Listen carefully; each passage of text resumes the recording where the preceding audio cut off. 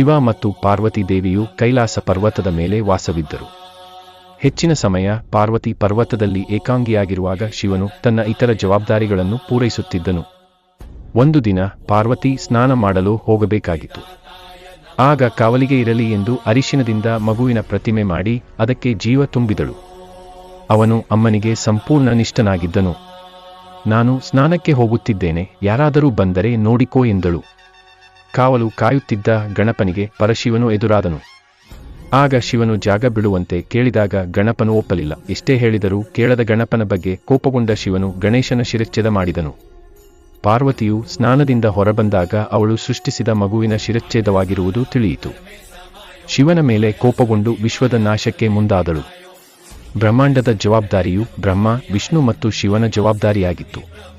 ಬ್ರಹ್ಮನು ಪಾರ್ವತಿಯ ಕೋಪಕ್ಕೆ ಸಾಕ್ಷಿಯಾದನು ಮತ್ತು ಶಿವನ ಪರವಾಗಿ ಅವಳಲ್ಲಿ ಕ್ಷಮೆಯಾಚಿಸಿದನು. ಬ್ರಹ್ಮಾಂಡವನ್ನು ನಾಶ ಮಾಡದಂತೆ ಸಲಹೆ ನೀಡಿದನು. ಗಣೇಶನಿಗೆ ಮತ್ತು ಜೀವ ಕೊಡುವಂತೆ, ಅವನನ್ನು ಪೂಜಿಸುವಂತೆ ಷರತ್ತುಗಳನ್ನು ಹಾಕಿದಾಗ ಶಿವನು ಒಪ್ಪಿದನು.